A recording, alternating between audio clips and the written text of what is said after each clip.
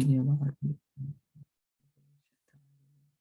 Shri Krishna Chaitanya Prabhu Nityananda Shri Advaita Gadadhara Shri Vasadi Gaura Bhakta Vrinda Hare Krishna Krishna Krishna Hare Hare Hare Rama Rama Rama Hare Hare. We're going to continue reading from Srimad Bhagavatam Canto 3, Chapter 24, Text 27. Is it okay to share the screen like this? Chandra Didi, is this what you were saying? She's available. Yeah, this looks good. It's okay. Okay, thank you. So text 24, Aho Papa Chyamananam Nirayesver Amangale Kalina Bhuyasanunam Prasidantiha Devataha. Translation and purport by His Divine Grace A.C. Bhaktivedanta Swami Srila Prabhupada. My screen is gone. Are you able to see it? Yeah, it's more clearer. Yes, it's good. Okay. You can see. Okay, thank you. Cardamamani said, oh, after a long time, the demigods of this universe have become pleased with the suffering souls who are in material entanglement because of their own misdeeds. This material world is a place for suffering, which is due to the misdeeds of the inhabitants, the conditioned souls themselves. The sufferings are not extraneously imposed upon them. Rather, the conditioned souls create their own suffering by their own acts. So we always like to blame others. It's because of this one I'm suffering. It's because of that one. It's because of God. It's because of karma. You know, we like to blame everyone else without taking responsibility. But we have to take responsibility for our own actions because the reactions are coming based on our actions. Now we might say, but I'm such a good person and I didn't do anything. But we don't know what we did in our past lives. We don't know. We have forgotten it. Then again, we might say that, oh, but I didn't know what I was doing. And so I plead ignorance. But it doesn't mean that if the Prabhupada would give the example that a child does not know the fire can burn, but when the child puts his hand in the fire, it's not that the fire is going to say, oh, because you don't know I burn, I won't burn you.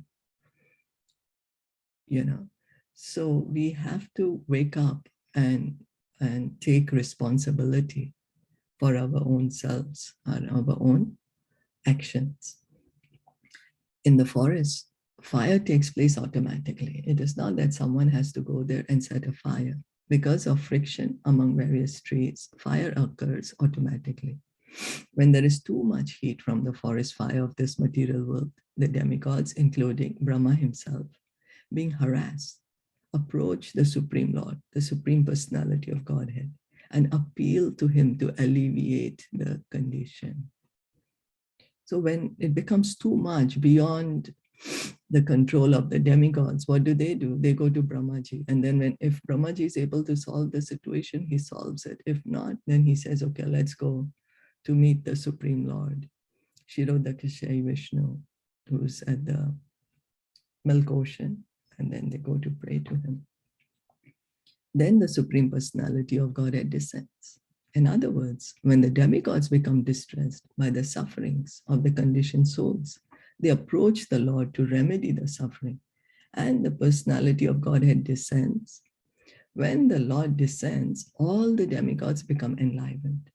Therefore, Kardama Muni said, after many, many years of human suffering, all the demigods are now satisfied because Kapila Dev, the incarnation of Godhead, has appeared. So the demigods are always happy when Krishna comes. They're very, very happy. They are his devotees. They like it. You know, oh, our Lord is come. Things are going to change. It's going to be good. So Kardama Muni is rejoicing in that. Reading on, text 28. Bahu janma vipakvena samyag yoga samadhina drashtum yatante yata yaha Shunya Gareshu Yat Padam. After many births, mature yogis, by complete trance in yoga, endeavor in secluded places to see the lotus feet of the Supreme Personality of Godhead. Some important things are mentioned here about yoga. The word Bahu Janma Vipakvena means after many, many births of mature yoga practice. So Kardama Muni, he is a mature yogi. We heard initially he did yoga for 10,000 years. So he knows. Now he's speaking from a position of knowledge because he's been through it. He's saying it takes many births, Bahu Janma Vipakvena, many births of mature yoga practice. So, and another word, Samyak Yoga Samadhana, means by complete practice of the yoga system. Complete practice of yoga means bhakti yoga, unless one comes to the point of bhakti yoga or surrender unto the Supreme Personality of Godhead. One's yoga practice is not complete. So we see even Krishna speaks about the yoga ladder in Bhagavad Gita. He speaks about Karma Kand, then Gyan Yoga, then he speaks of Ashtanga Yoga, and then Bhakti Yoga. So Bhakti Yoga includes all the other performances. It includes all the others and more. And that's why it's called the complete practice of yoga. This same point, and one comes to the point of Bhakti Yoga. What does Bhakti Yoga actually begin with? Surrender to the Supreme Lord. My dear Lord, I surrender unto you. Please kindly show me the way. The surrender. Krishna, he says in Bhagavad Gita, Sarva Dharmam Parityagya. He says in Bhagavad Gita to Arjuna that you surrender unto me. You give up all varieties of religion, abandon all varieties of religion. Just surrender unto me. So he's saying that you have so many different thought processes, so many different things, so many different samskars you have. Just leave everything aside. You just surrender unto me. And don't fear, I will take care of your sinful reactions.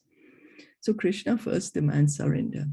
But same Krishna, he came 500 years ago as Lord Caitanya, and he showed us how to surrender, because we were like, oh, what do you mean by surrender? I don't know how to surrender. I've never surrendered to you, my dear Krishna. That's the reason I'm here in this material world. Otherwise, I wouldn't be here. So Lord Caitanya was like, oh, I need to teach them how to do. So he told us, you just chant Hare Krishna. Just start chanting Hare Krishna. That's the supermost mercy of Lord Chaitanya. He does not demand us anything. He just says, you chant Hare Krishna, qualified, not qualified, whatever it is, chant Hare Krishna. So then, reading on, the same point is corroborated in Srimad Bhagavad Gita, Bahunam Janmanamante. After many births, the Jnani, who has matured in transcendental knowledge, surrenders unto the Supreme Personality of Godhead. Now, if we want to cultivate transcendental knowledge, it's not a matter of one birth. It takes many births. Bahunam Janmanamante. Krishna says that in Bhagavad Gita. And then he says that when we are trying to cultivate knowledge, after many births, after we have cultivated this knowledge, what will we realize? Oh, I have to surrender to Krishna. He's saying that the mature result of achieving this transcendental knowledge is surrender to Krishna. And that's what is about the yogi also. The yogi, he takes many births to practice the yoga system, and he comes to the point of, I need to surrender to Krishna. So we can see that the part of cultivating knowledge separately, or by cultivating the yoga separate, it takes many lifetimes, but Bhakti Yoga, it begins immediately. We start chanting Hare Krishna. That's the beginning. Just start chanting Hare Krishna. And then everything follows. That is the point of surrender. So we do not need to take those many births to come to the point of surrender. Of course, the choice is ours. The choice is ours. Do we want to surrender to Krishna in this life, or do we want to surrender to Krishna after many lives? Krishna does not interfere in that. He just gives us the knowledge. And he says, you take the decision. So, reading on, Kardama Muni repeats the same statement. After many years and many births of complete practice of yoga, one can see the lotus feet of the Supreme Lord in a secluded place. That is the perfection of yoga. That is the goal of yoga. The yogi, what does he want? What is he searching for? He's searching to see the Paramatma within his heart. That's what he wants to see. He wants to see the lotus feet of the Supreme Lord within his heart. It is not that after one practices some sitting postures, he immediately becomes perfect. One has to perform yoga a long time, many births to become mature. And a yogi has to practice in a secluded place. One cannot practice yoga in a city or in a public park and declare that he has become God simply by some exchange of dollars. This is all bogus propaganda. So here we can see that how Prabhupada is trying to make us aware that don't get carried away, don't misplace your faith. That somebody might tell us that, oh, I can show you, you can become God. No, that you give me some money and I can show you that you have become God. No, we can't become anyone. We just have to try to realize who we are, that's all. We don't need to become anyone.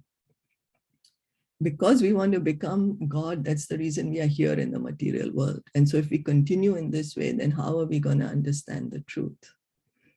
So the sincerity is just, my dear Lord, please, I want to understand the truth. I want to understand who I am, truly am. I want to understand the truth. I want to understand you as you are. So those who are actually yogis practice in a secluded place, and after many births, they become successful, provided they surrender unto the Supreme Personality of Godhead. This is the completion of yoga. So even the perfection of yoga comes with surrender to Krishna. And Krishna is saying the perfection of knowledge comes when one surrenders unto him. And so his proposal is, just surrender unto me now. Why do you want to take so many births? Is that okay? Yes. Manmana Bhava Madbhakto. Jai. Yes. Always think of me. So reading on 29. Sa eva Bhagavan adya helanam na ganaya naha graheshu jato gramyanam yaswanam pakshaposhanaha. Not considering the negligence of ordinary householders like us, that very same Supreme Personality of Godhead appears in our homes just to support his devotees. Devotees are so affectionate toward the personality of Godhead that although he does not appear before those who practice yoga in a secluded place, even for many births, he agrees to appear in a householder's home where devotees engage in devotional service without material yoga practice. In other words, devotional service to the Lord is so easy that even a householder can see the Supreme Personality of Godhead as one of the members of his household, as his son, as Kardama Muni experienced. He was a householder, although a yogi, but he had the incarnation of the Supreme Personality of Godhead, Kapila Muni, as his son. So Kapila Muni is saying that the Supreme Lord, for a yogi to see the Supreme Lord, it takes many births. It's not easy to see the Supreme Lord. Because we are conditioned right now. We are thinking we are the body, so we have all these conditionings. And to see the Supreme Lord, his Lord is spiritual, how are we going to see it? So it takes many, many births of practice. And so what about the devotees? The Lord is so pleased with the devotees that he himself is coming in the house of the devotee, that here I am. Here I am. You know, this is the point to be noted. Devotional service is such a powerful transcendental method that it surpasses all other methods of transcendental realization. The Lord therefore says that he lives neither in Vaikuntha nor in the heart of a yogi, but he lives where his pure devotees are always chanting and glorifying him. That's what Krishna says, that he is he's so indebted to the devotees who are always wanting to be with him, the devotees who are always chanting his glories, chanting his names, that he lives in their hearts. He's not living in Vaikuntha, he's not living in the heart of the yogis, but he's living in the heart of the devotees, because he gets indebted. Krishna is not ungrateful. He's very grateful. He becomes very indebted to the devotee who's hearing and chanting about him, that he lives in their heart. The Supreme Personality of Godhead is known as Bhakt Vatsal. He's never described as Jnani Vatsal or Yogi Vatsal. He's always described as Bhakta Vatsal because he's more inclined toward his devotees than toward other transcendentalists. Bhakta Vatsal, whatever the devotee wants. Why? Because Krishna knows that the devotee, what he wants is going to be all auspicious for everyone. The devotee is just full of love for Krishna, and because he loves Krishna, he automatically loves every living entity. So he is, in Bhagavad Gita, it is confirmed that only a devotee can understand him as he is. Bhaktya mam abhijanati. One can understand me only by devotional service, not otherwise. So if we want to understand the absolute truth, then we have to take up devotional service. Understand the absolute truth as he is, as the truth is, in fact, not our conception of the absolute truth. And he's saying, Bhaktya mam abhijanati. One can understand me only by devotional service, and devotional service begins with hearing and chanting. So he's making it very easy for us. He's saying, you want to understand the truth, you do not have to take so many lifetimes. You do not have to undergo such severe yogic processes. He's making it very easy. He's saying, you just hear and chant. And by doing that, gradually, you will understand the absolute truth. You will understand me. That understanding alone is real, because although jnanis, mental speculators, can realize only the effulgence or the bodily luster of the Supreme Personality of Godhead, and yogis can realize only the partial representation of the Supreme Personality of Godhead, a bhakta not only realizes him as he is, but also associates with the personality of Godhead face to face. So the point being given here is that the devotee, he not only realizes the absolute truth, he's not only able to realize it, but he's able to associate. He's not only able to realize who I am, who's God, but he's also able to act in his relationship with God. But then we might say, oh, but relationship means material. No, we have to understand this is spiritual. God is spiritual. We are spirit souls. We are not material. We are not the body.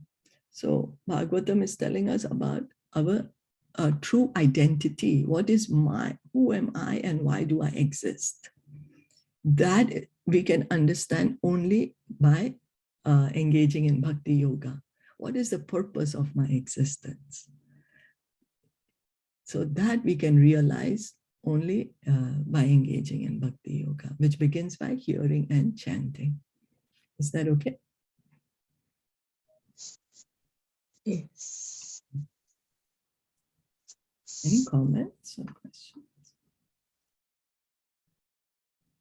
No, then we'll read one more. Sorry, Sweet. I just have one question. So this is Kapila Muni telling his father. Not yet. This is Kardama Muni glorifying the, he's feeling himself so fortunate that the Supreme Lord, who is so difficult for the yogis or the jnanis to realize, the Supreme Lord is come as his own son. So he is appreciating his good fortune, and he is pointing out the supermost excellent position of bhakti. Okay. Okay. Because even he had gone through, right? So many years. Yeah, he Correct? did 10,000 From years his of yoga. experience. Yeah. So he's okay. Yes, yes. So it's not easy to adopt the other processes. It's not impossible, but imagine we are Kali-Yuga people, you know. So what was difficult even in Satyug, Treta Yuga, how can it be? And yoga, meditation was in Satya Yuga, where everyone was more peaceful. Everyone would live for a very long time. So they could do it. But we barely have any time in this body, you know. This time what we have is going to go in a flash. So we need to make the maximum best use of whatever limited time we have. Limited time. So hear and chant, and this knowledge automatically will be revealed to us. Krishna says that. I just saw one, like Amrendra Prabhu's lecture, and then he said that there was a house that they had written this, that you have got human birth. So just chant, chant, chant. You don't know if you will be human again. True, true, very good. Yes, Yeah. yes. Make good use of this time that we have. Hearing and chanting. And it also says if you got a human birth, it doesn't mean the next birth will be also human birth. No. You can go down, you can fall down. Exactly. According, right? Yes, it's true. And so once one has started a little bit also hearing and chanting, next birth assured, at least will get a human birth. You know, a little bit also. That's why Swa-api, what's that? Swa-api alpam. A little bit of Bhakti Yoga one starts. You know, at least he's saved from the greatest type of danger. What's that? That the next life at least can get a human form. If not finished, if not gotten liberated by end of giving up this body, in the next life, will get a chance to perfect the Bhakti Yoga. So it's the shortest way to self-realization, shortest way to understand who we truly are. And is the recommended way for this age of Kali. It is recommended in this age of Kali that this is the way to do it.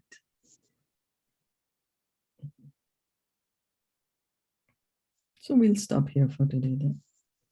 We'll continue reading tomorrow. Thank you so much for listening in and joining in. Srimad Bhagavatam ki jai, Prabhupada ki jai, Gaur Bhakta Vrinda ki jai. Hare Krishna. Hare Krishna.